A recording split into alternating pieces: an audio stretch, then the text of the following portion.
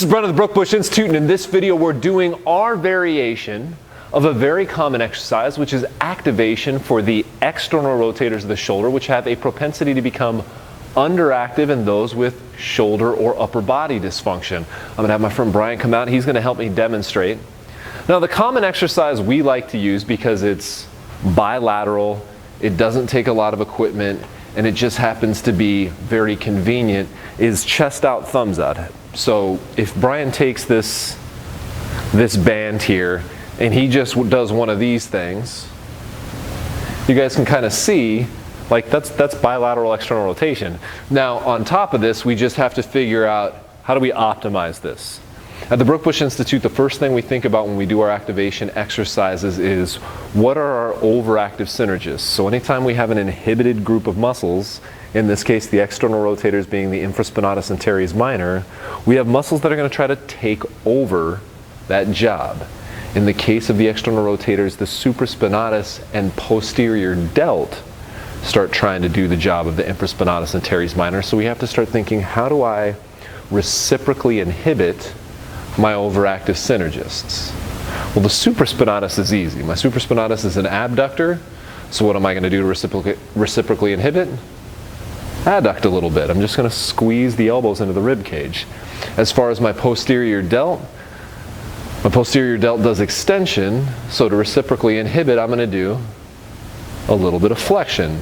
So if he, rather than gets back here, hugging back on the side of his rib cage, goes to the front of his rib cage and just hugs the front, kind of like where this little angle is right here, where the little corner of your ribs stick out. If he keeps his elbows touching there, we should be good for reciprocally inhibiting his supraspinatus and posterior delt. And I think what Brian's about to find out is, as soon as he goes back to try to externally rotate, this isn't going to feel as easy as it did the first time he did it. So go ahead and give that a shot. Deep breath. A little harder? Yeah. Yeah, you guys will find that like people can do all sorts of weight when they bring their arms back because they're using those big posterior delts to try to get a lot of force in external rotation. And then all of a sudden you reciprocally inhibit those overactive synergists and they don't have nearly as much strength as they used to. And generally speaking, they'll start feeling it where they're supposed to. Remember, your infraspinatus and teres minor are kind of on the back of your scapula here. And I can actually feel, palpating here, his infraspinatus, I can feel it just go whoop and puff up. That's the exact sound it makes. Yeah, it does. It actually makes that sound. He's going to have jacked infraspinatus. You think you can get 12 to 20 repetitions? That was at least 10 right there. That was 10? Good, because I want you a little slower on the tempo. So remember guys, your tempo for these activation exercises are either 4-2-2, being a 4-second eccentric, or if you wanted to concentrate on range of motion, you could go 2 4-second hold, 2, 3, 4, and then a 2-second eccentric. Now we're going to even take this up another notch, because this dysfunction of the shoulder and the upper body is often very related to cervical dysfunction as well. Right, we have a couple muscles of the scapula, being our upper trap and our levator scapulae, that connect our cervical spine and our upper body dysfunction real quick. I'm going to go ahead and place Brian up against this wall here. And now, on top of all of the stuff that we just did, right, his shoulders being a little bit in deflection, keeping his scapula down and back. Good. He's hugging his rib cage. I can now have him head back, chin tuck, putting his external occipital protuberance back against this pad, helping to stimulate his deep cervical flexors while I have him do this. Oh man, we're getting good bang for our buck on this exercise now.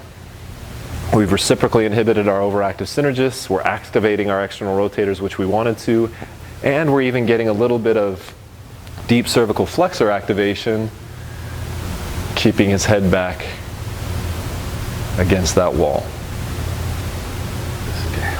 Is it getting hard? Because you've only done like 25 reps so far. Guys, generally we'd only do 12 to 20 reps. Now the last thing Brian is going to show you is we're going to do this one arm at a time. Occasionally you do have somebody who has unilateral dysfunction, right? They're only dysfunctional on one side. And it is important that if you have dysfunction on one side, that you correct dysfunction on that side alone. Something I find myself repeating often lately is you can't fix asymmetrical dysfunction with a symmetrical intervention. So if he only had dysfunction on his right side, I only want him to do right-sided external rotator activation. All I'm going to do is wrap my band around some solid object, follow all those same cues. This one is where the towel comes in handy. Some of you guys have probably seen external rotator activation where they put a towel under here. Why he has that towel is if I have him adduct and just hold the towel. You don't have to like squeeze the towel. Just hold the towel on the front of his rib cage. It'll help keep his shoulder girdle where it's supposed to be, help me keep reciprocally inhibiting those overactive synergists, once again being his supraspinatus and posterior delt. For some reason, the chest out, thumbs out tends to keep us where we're supposed to be, and then we go to one arm and it's a little easy to get flailing around. How's that feel? Good. Good? Like a terrible pain type of good. Yes, like it hurts so good. You guys know the feeling. Now, with all exercises, one thing I want to remind you guys of is this isn't the end. Although this is convenient, that chest out, thumbs out exercise, especially against a wall, makes a wonderful warm-up. You can do it with a huge group of people in a classroom setting or a team setting. You do have to progress exercise. There is going to be a point in time where this exercise is going to be too easy for Brian. And we need more than just up the weight of the band, up the weight of the band, up the weight of the band. Remember, the goal with activation exercises isn't hypertrophy. I'm not trying to get him the most jacked infraspinatus that anybody's ever seen. That actually sounds a little ridiculous just saying it.